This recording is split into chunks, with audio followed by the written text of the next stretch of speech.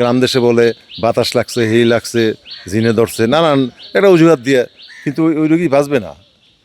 Hepatitis এ এবং ই হইলে maximum time হলো 10 দিন, 10 দিনের শেষ। জন্ডিসের মধ্যে কিছু প্রকারভেদ আছে। ধরেন 100 জনের নর্মাল জন্ডিস হয়, কিন্তু হঠাৎ করে একজন দুজনরে হ্যাপাটাইটিস এ এবং ই ধরা পড়ে।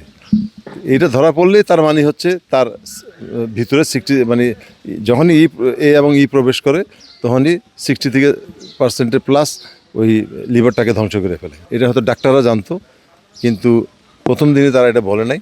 প্রথম দিন যদি বলতো কাছে সাহেব এটা আপনি সিভিয়ার জন্ডিস হয়ে যাবে, এটা সামনে দিয়ে কিন্তু আপনি হয়তো 8-10 দিনের মধ্যে রোগী নাও পারে, আপনি যদি আজকে না নেন।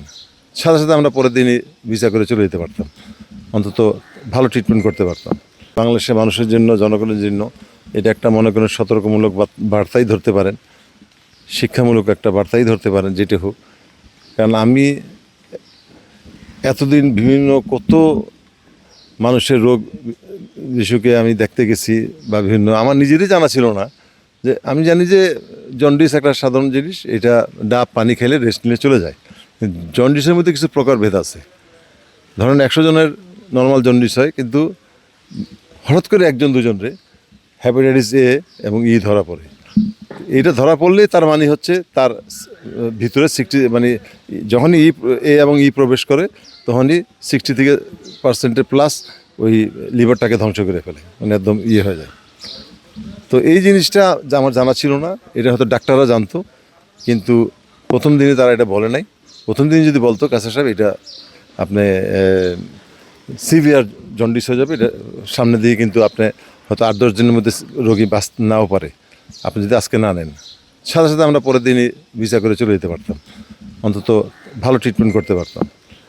তো এইটা হইলো গ্রামদের এই যে আমি বলবো আপনার মাধ্যমে সরকার প্রধানকে, উনি নতুন বাংলাদেশ গড়ার প্রত্যয় নিয়েছেন, মাননীয় প্রধানমন্ত্রী এবং স্বাস্থ্যমন্ত্রীকে আমার অনুরোধ রইল যে আপনারা অন্তত 6টা বিভাগে 6টা এই লিভার ট্রান্সপ্লান্ট যেই সিস্টেমটা আছে, সেট আপটা আছে, ওটি আছে, এটা তৈরি করেন।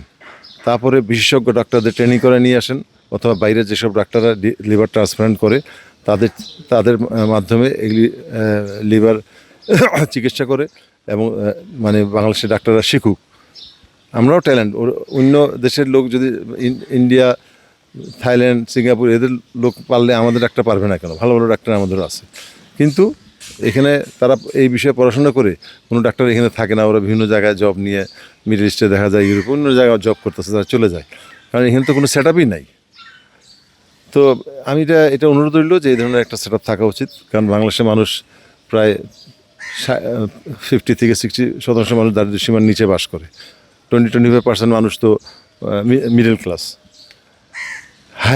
হায়ার যারা আছে 10% লোক, তারা হয়তো 1-1.5 কোটি টাকা খরচ করে তারা চিকিৎসা করাইতে পারবে, কিন্তু কয়জন মানুষের সাধ্য? এই যে আমার এখানে তার 10 দিনে প্রায় 1.5 কোটির মতো টাকা চলে গেছে।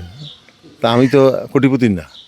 আমি মানে বিগত সরকারের সময় এমন না যে আমি অনেক বড় কোনো কাজ বের করছি বা কোটি কোটি টাকার কাজ বের করে আমি এরকম, আমার এইটুক টাকা জোগাড় করতে আমার হিমশিম খাইতে হয়েছে। আমার লোন নিতে হয়েছে, ওর থেকে তারপরে ইয়ে করতে, জমি কিছু বায়না করতে হয়েছে, অনেকের কাছ থেকে টাকা মানে ধার চাইতে হয়েছে, অনেকে সাহায্যও করেছেন। তা আমি তাদের প্রতি কৃতজ্ঞ, যারা এই দুঃসময়ে আমাদের পাশে ছিলেন, যারা আমাদের সহযোগিতা করছেন, তাদের প্রতি আমি কৃতজ্ঞ। তো এই যে এই টাকাটা কয়জনে জোগাড় করতে পারে বাংলাদেশে? পারবে? 80% লোকই তো পারবে না। যে ফট করে যদি একটা অসুস্থ হয়, আমার ইমিডিয়েটলি আমার 1 থেকে 1.5 কোটি টাকা, 2 কোটি টাকা লাগবে, কয়জনে পারবে?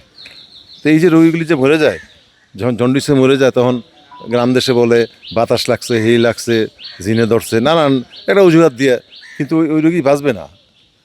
হ্যাপাটাইটিস এ এবং ই হইলে ম্যাক্সিমাম টাইম হলো 10 দিন, 10 দিনের শেষ।